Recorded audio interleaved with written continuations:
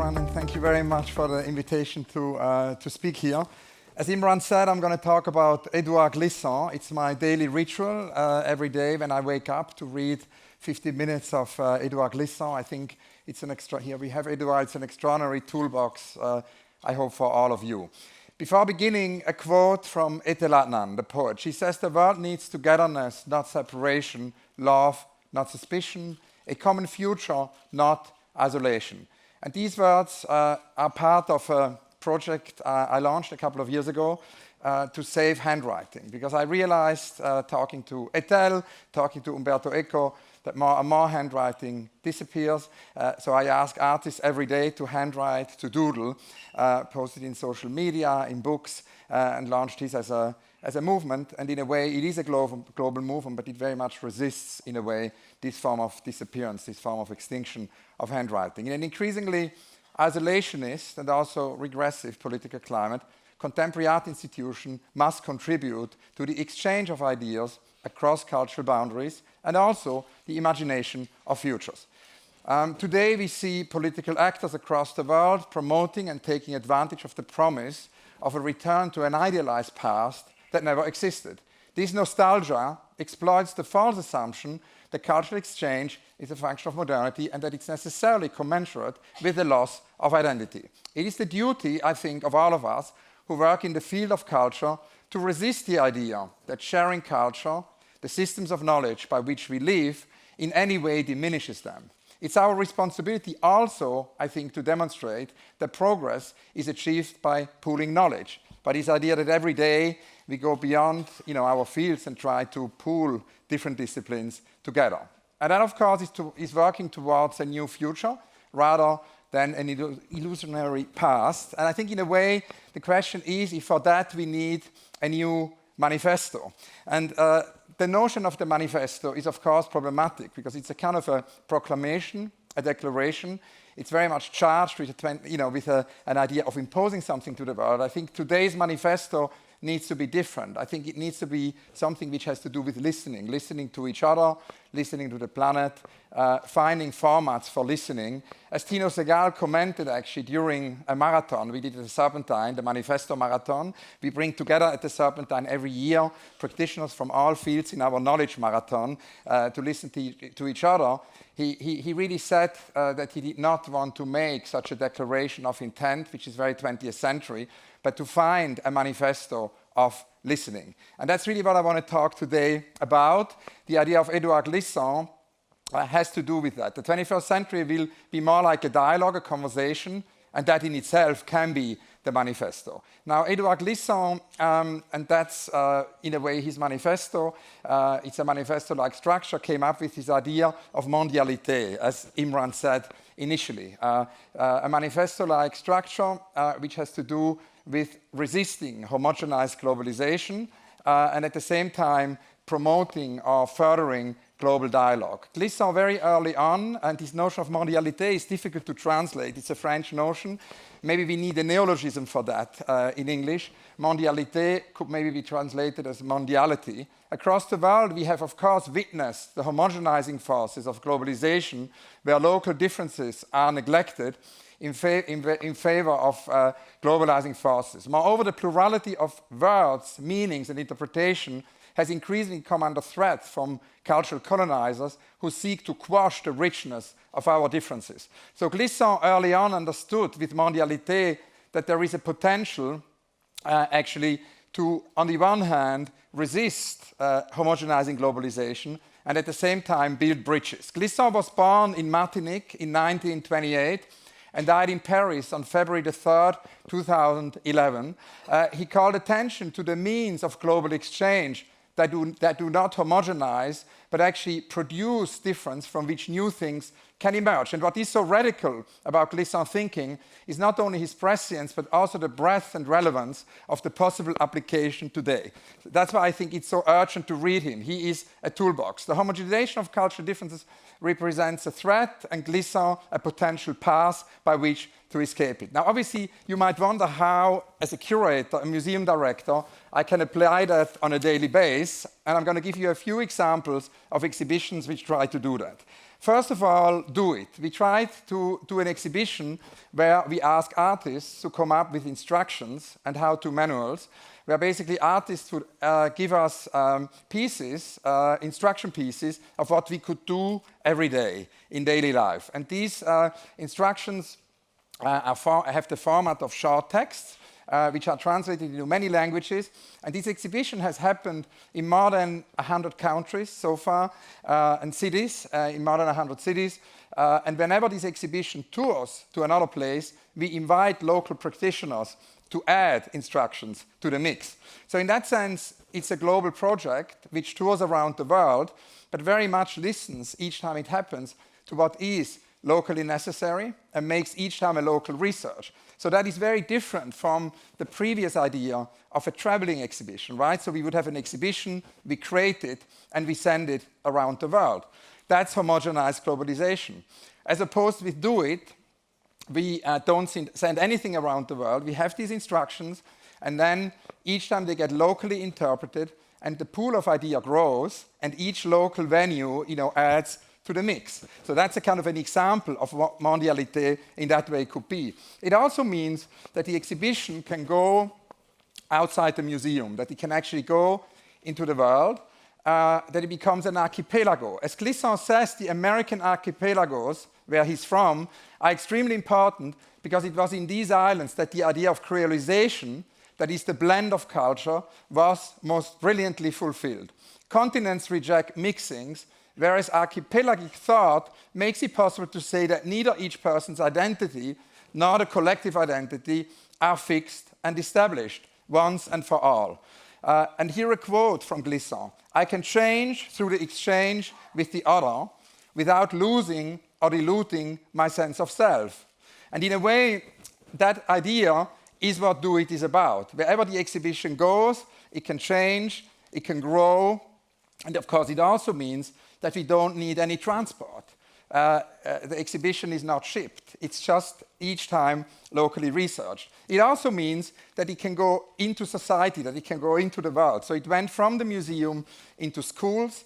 It's now part, for example, in New York, of the curriculum of many students who can do these instructions and realize and add to them. And it's an exhibition in that sense which can go from the museum into the world. Another example would be a project called It's Urgent, where you have some posters here. That is the Harrisons. This is Luchita Hurtado.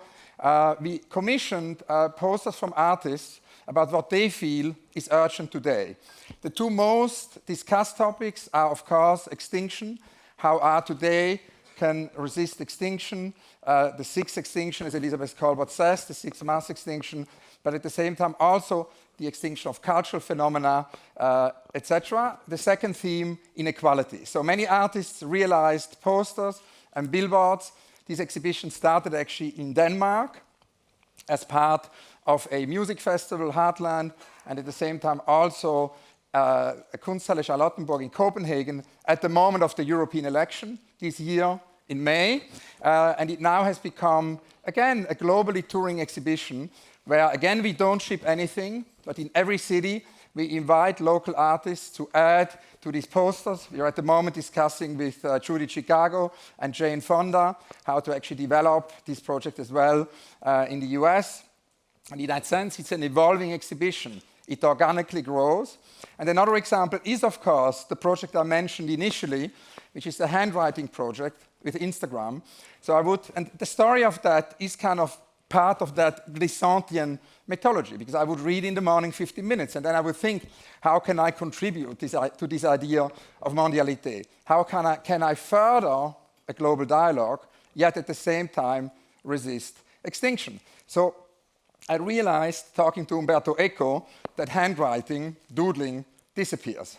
And I then was somehow wondering for many years what I could do with social media, that I could use social media for something which is urgent.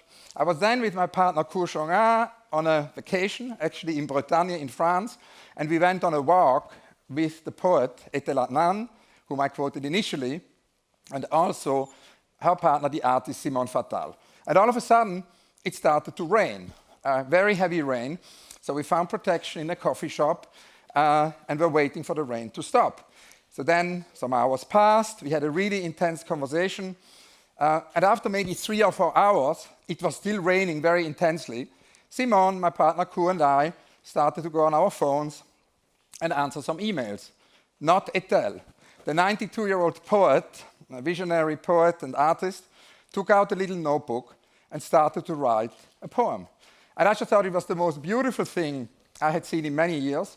I took a photo, and that's really the day this project was invented. And ever since, we are asking every day, all over the world, artists to handwrite sentences, to handwrite poems, to handwrite little manifestos, but manifestos which try to listen, and then post them. So in that sense, it's a project also of many languages. And that's, of course, also leading us beyond this idea of event culture. I think it's very important, being in the field of exhibitions, and the same thing is true for conferences.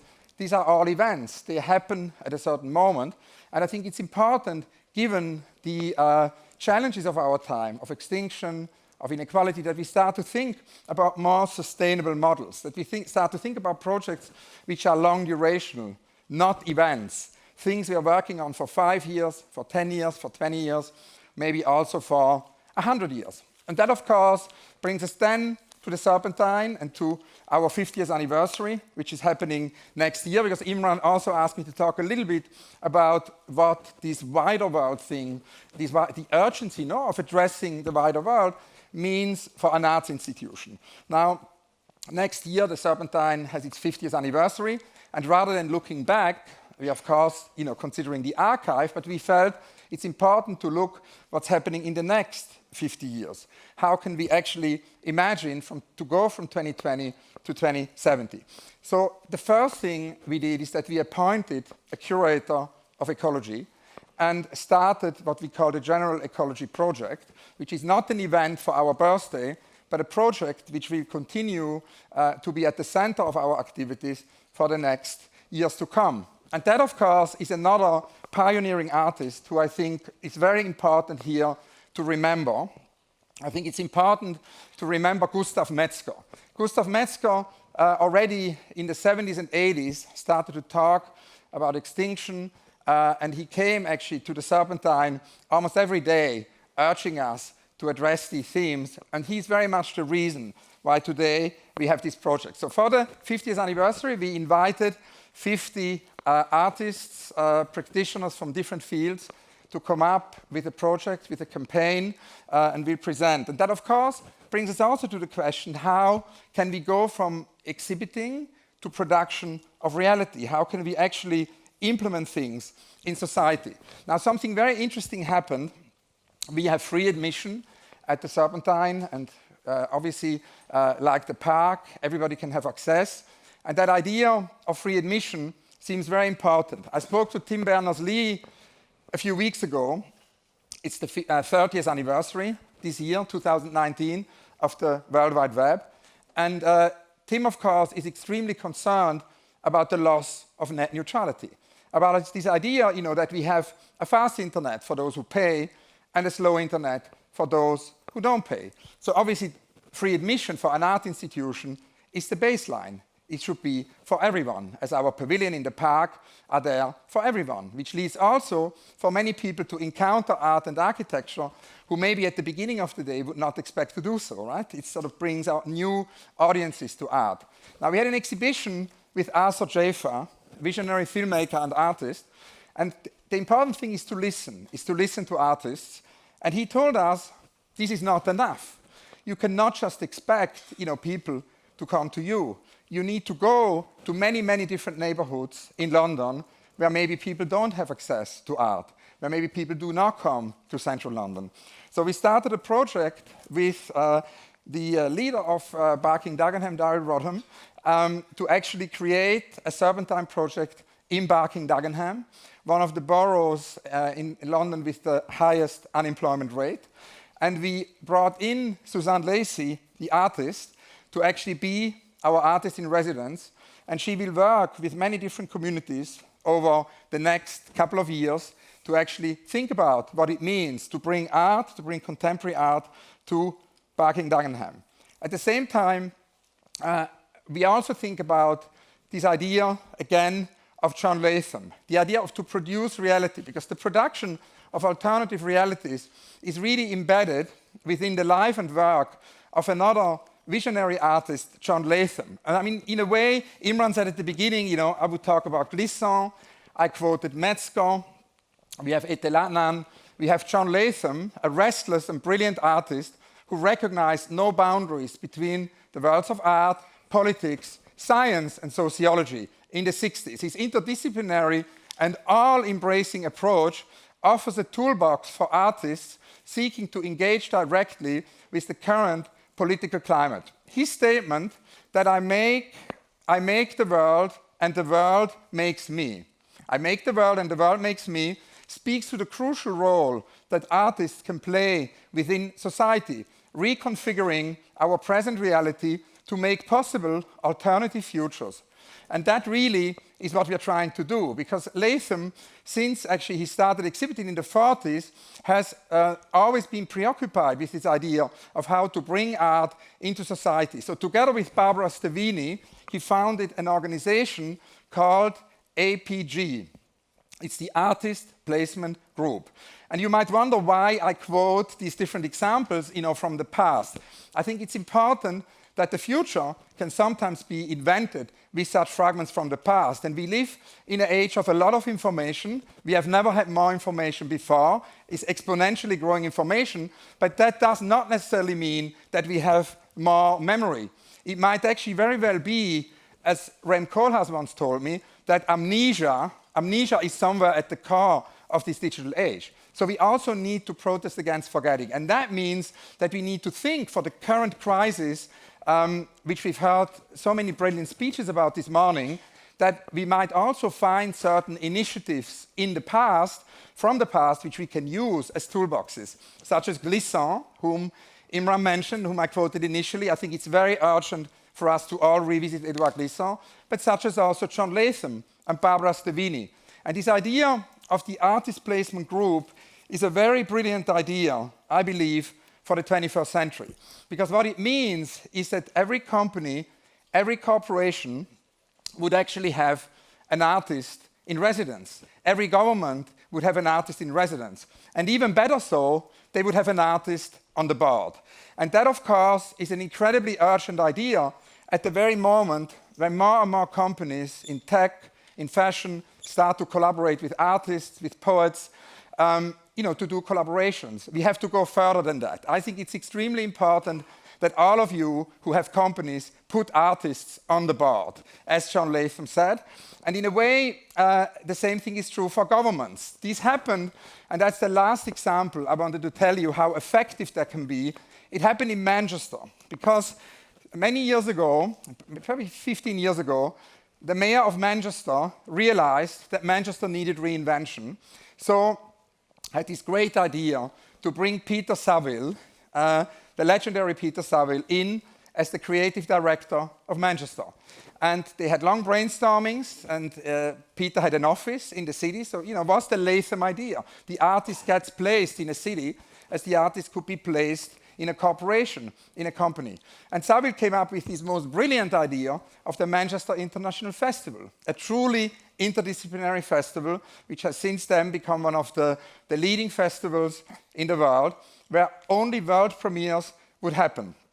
And that, in a way, has led to so many unrealized projects, which otherwise would never have happened, to be realized. So that is one example of what can happen if one actually puts artists into residence.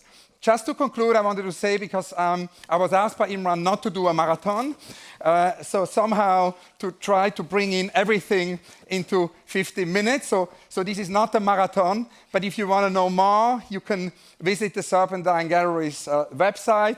You can see there our marathons, where we have the Extinction Marathon with Gustav Metzger, the Manifesto Marathon with Eric Hobsbawm, more recently, marathons on AI, because we, of course, also, as an institution, wanted to apply this John Latham idea to have an artist in the very center of the organization.